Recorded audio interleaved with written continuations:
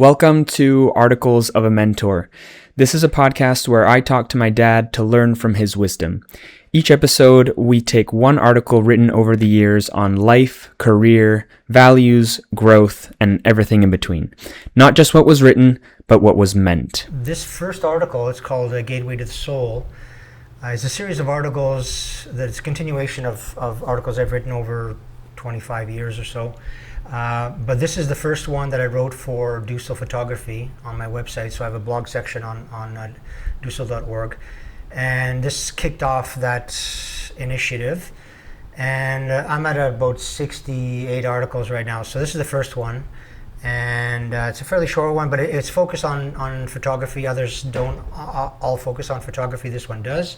So I guess I could just go through it, yeah? So we're just a father and son sitting down to explore lessons through honest conversation. With that, you can get us started with the first article today. Okay, so Gateway to the Soul. Dusil.org is a celebration of feminine sensuality. My central goal is to capture each model's spirit, her essence. Dusil Photography's tagline, Gateway to the Soul, is based on a common belief that the eyes are the gateway to the soul, and therefore the camera's lens is a gateway to the eyes. It's all about the emotions a model gives in a photo shoot and much less about her physical presence.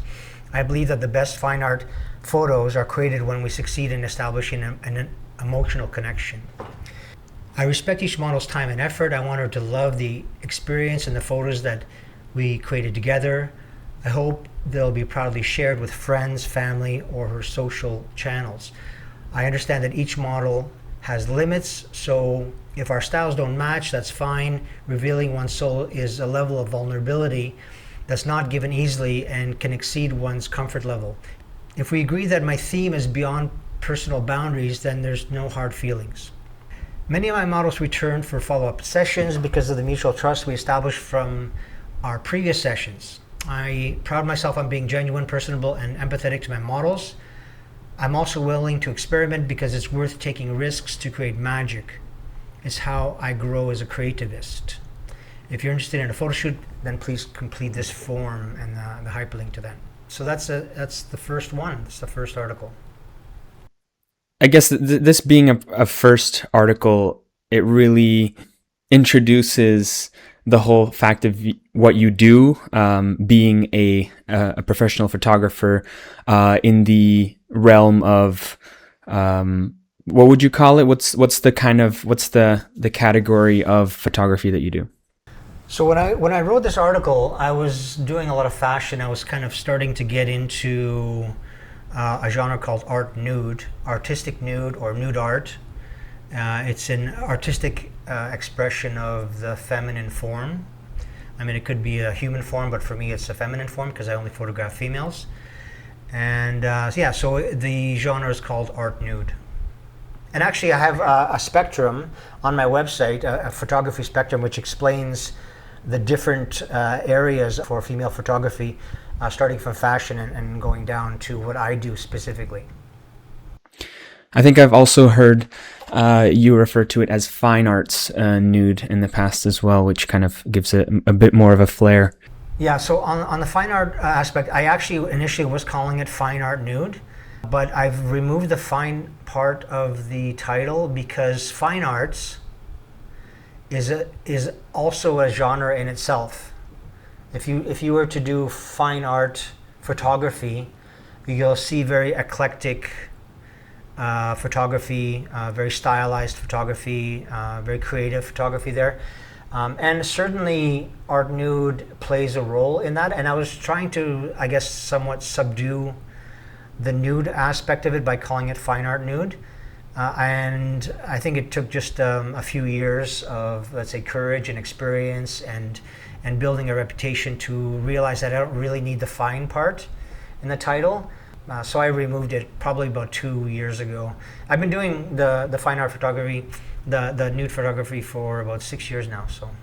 Yeah. And so maybe bringing this back to the basics of the article itself, I'm curious to understand where you first felt this idea of the eyes being the gateway to the soul. Like, was this something that came to your mind when you started photography, or when you started nude photography? Like, when did you first think of this idea? Yeah, that's a really good question, because there is a specific origin to it, and it happened probably around the time I was 18 years old. We discovered anime. So 18, this is the mid 80s. Akira was the first one that came to us on a videotape from Japan. Somebody kind of put some titles in there, but it was once every 5 sentences. So we really didn't know what was going on in Akira, but it was so mind-bending.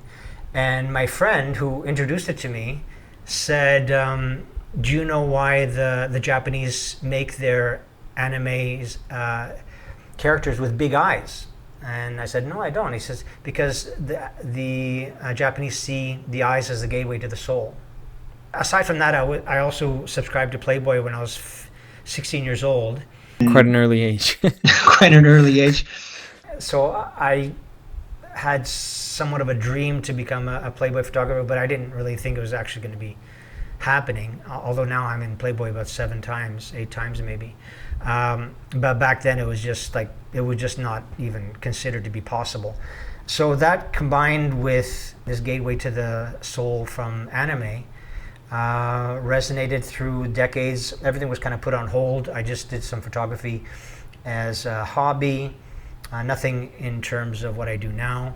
And then about 6 years ago, I thought, well, I'm single, I have no constraints, why not give it a try? I have a good camera. And I asked the first model back in 2019 if she wanted to do a photo shoot. She said yes, so I meticulously planned for it, and that set off the whole path. So yeah, so I credit Gateway to the Soul to my friend, who is still my friend. I've known him since I was born. We were born in the same city. Our fathers were best friends as well. So and I've told him that the website is credited. The tagline of the website is credited to him. All right, so that's interesting. So gateway to the soul and the concept of the eyes, that all originated not recently or in the past 6 years of you doing what you do now, but when you were young, in your teenage years, consuming different culture, basically. Well, let me add to that, because I collected photos over decades. And usually about 1% of the ones I would keep as in my collection, and it's churned where I've deleted photos and kept them. And even when I was subscribing to Playboy, I elect maybe about 10% of the photos, and I was always drawn to the ones where I could feel the emotion of the model. And that's a distinction between art nude, what I do, to fashion. So when you're doing fashion, you're really photographing the clothing as the feature. The model is the accessory, whereas in art nude, the model is the feature and the clothes are the accessory. It's completely the opposite. So I was always drawn to capturing the soul of a model. Maybe I didn't quite realize it when I started out, or maybe I think I did realize it, but not to the extent that I do now. It is really ingrained in the DNA of what I do now, is to really, and let's say 80% of the models that I photograph give me their soul, 20% don't. And the reason why they don't, there's actually another article dedicated to that, but they do have distinct reasons why they don't, and certainly they don't necessarily realize that they're not giving me their soul. But the ones that do give their soul, most of them are realizing, that they're actually giving themselves to me as their photographer, and that takes much more energy, and not every model has the propensity or willingness to give that extra energy to give their soul.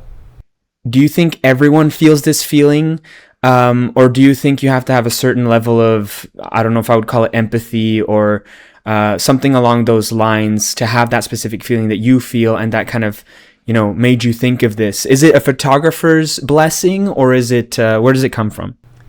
Well, it's definitely centered around empathy, because if you don't feel the person beside you, or on television or on the internet, Like you can have selective empathy where they only have empathy for their family and their friends, but I don't consider that empathy. I consider empathy is when you can see somebody suffering on the other end of the world on the news and you feel their pain. That is true empathy. I think empathy is a spectrum, and people lie along it from 0 to 100. I think I was brought up with low empathy, as I think many males do. So when a model is feeling sad or tired or not in the zone, then I feel that. So I'll give her a break.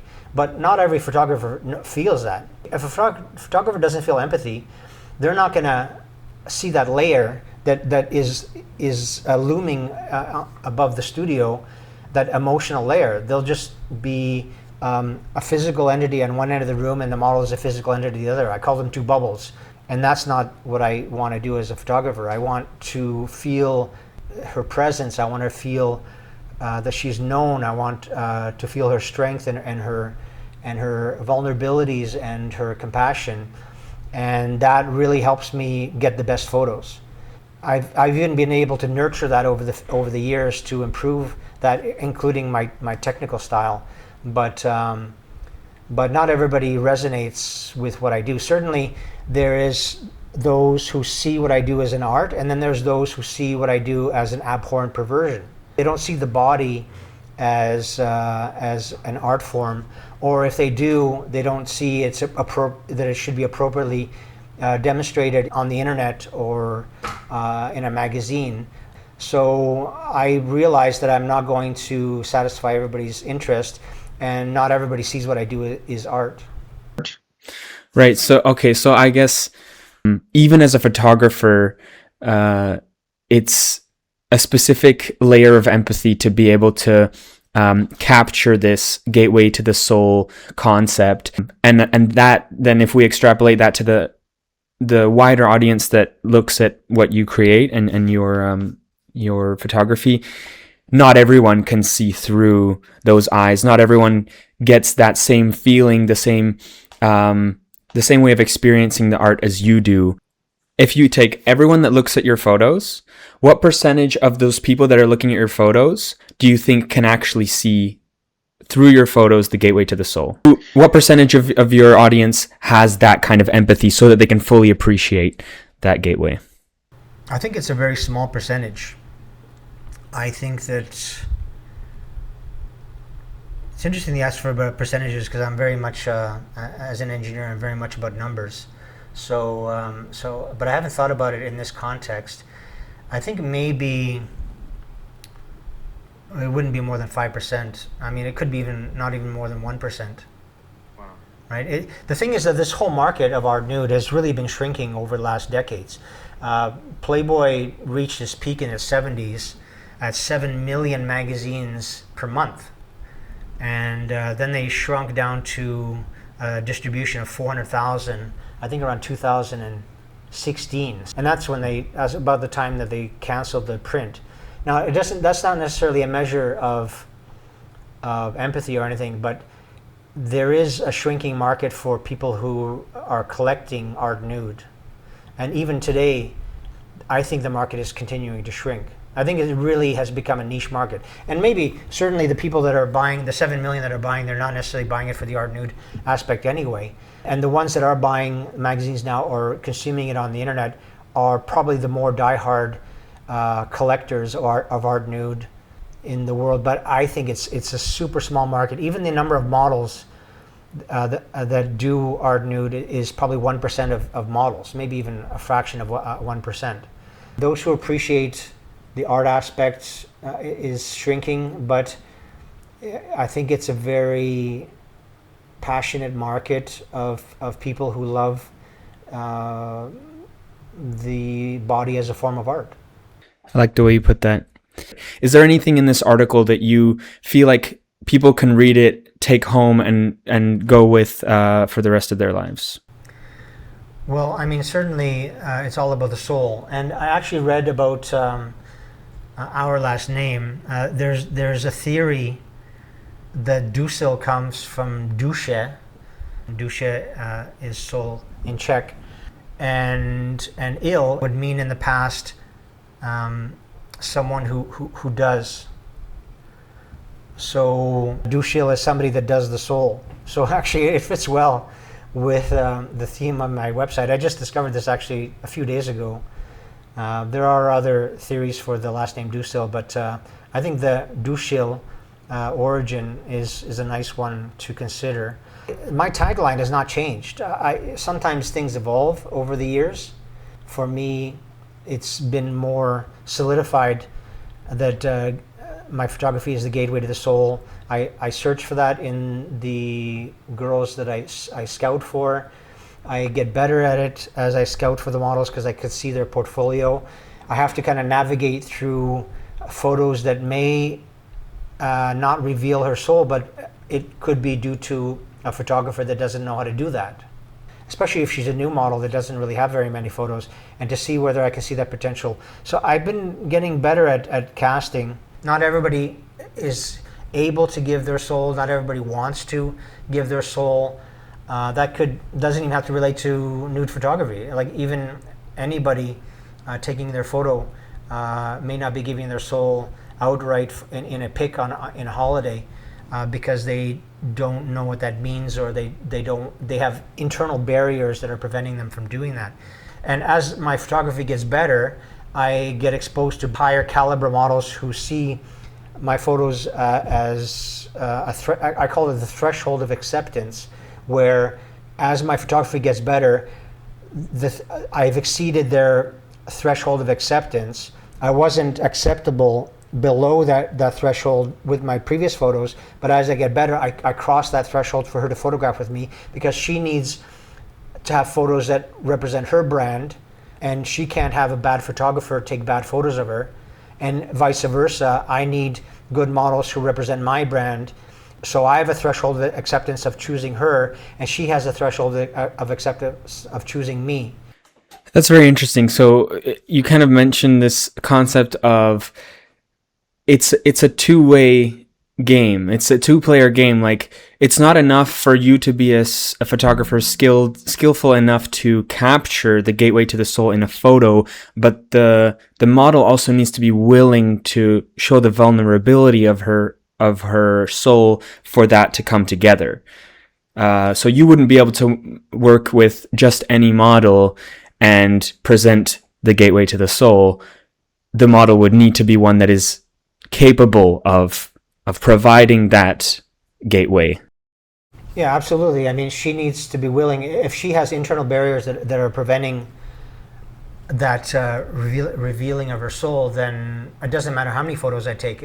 I'm not going to capture her soul. And actually, there's a technique for me to get around that, because if I have a 3-hour photo shoot and I know she's not going to give me her soul, the actual way for me to do that and to get through the 3 hours is for her to not look at the camera. Because if she looks at the lens, I can see that she's not giving me her soul. But if she looks away, then I don't see it.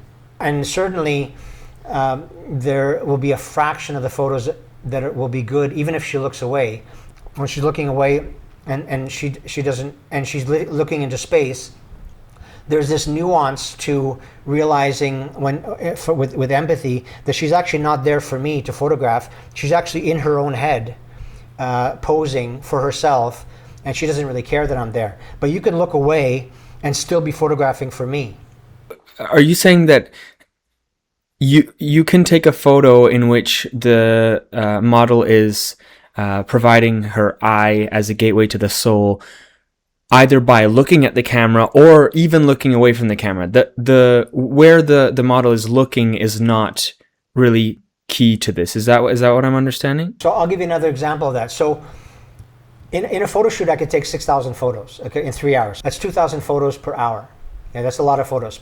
And there's another explanation of why I need to do that, so I'm not going to get into that. Although, except for saying that it's called the in-between moments. So when we do an in-between moments discussion, we'll talk about that. A photo that, for example, I would delete is a photo where she's blinking. But she can also be closing her eyes and not blinking. And I can see if she's blinking, versus seeing that she is in the moment closing her eyes. So it's like a projection, right? If you're blinking, then you're kind of shut down. But if you're closing your eyes in a sensual way, then you're still projecting towards me as her photographer. So you can be closing your eyes in a sensual way, and your partner knows that you're still in that moment, versus blinking or shutting your eyes like you're sleeping. And that, I think you need empathy to feel that. So in the latter half of the article, you kind of shift the focus to the fact that you want to be approachable for your models. You want the models to feel proud of what you create together, of the photos, and make sure that the comfort zone is maintained and there's no infringing of boundaries or anything like that. And that you feel like is key to future photo shoots, and maybe creating a relationship that can be repeated with multiple photo shoots in the future. Sounds like that's a big core value for you. That's something important to you, is you want to maintain trust, and Gateway to the Soul is one part of it, but you also want to make sure that through this whole Gateway to the Soul process, all the boundaries are respected and everyone comes out of it feeling like comfortable, basically. The more comfortable they are, the more willing they are to give me their soul. I want the models to be happy with the photos. I want them to be proud of the photos. But limits are very nuanced, because every model has different limits. The limitations is something that has to be well known between both parties, but it's not necessarily a foregone conclusion what those limits are at the beginning of a photo shoot. So when you are with a model who you realize, okay, I'm not going to get the Gateway to the Soul with this person, do you cut it short? Do you cancel the rest of the session? Or do you just go through with it and then maybe hope that you can pull one or two photos from the whole experience? I also can't push through something that's not working, right? So there has to be a certain mood, there has to be a certain energy that works. And thankfully, it's less and less now as I scout for better models. And even the energy of the day may not work out. For many factors that play into the model's life, she might not be in the right mood. Wow. So there was definitely a lot to unpack with this short article. Was there anything that you feel like maybe you left out of this article, or anything you wanted to add in relation that we maybe didn't touch on yet? There are 100 things that I would like to add, but we can leave that for other articles, because I've written many articles on Dusil Photography, and I've published a lot of articles as well, a lot of interviews. So there's a lot of aspects to this journey that I like to talk about, and I break up different nuances of it over the years, and I discover new nuances that I haven't yet discussed that I then write into an article. So if we continue this series, then you'll hear more from me. All right, awesome. Thanks for sitting down with me today and reading through the first installment of Articles of a Mentor. It was awesome. Thank you. Bye-bye. Bye-bye.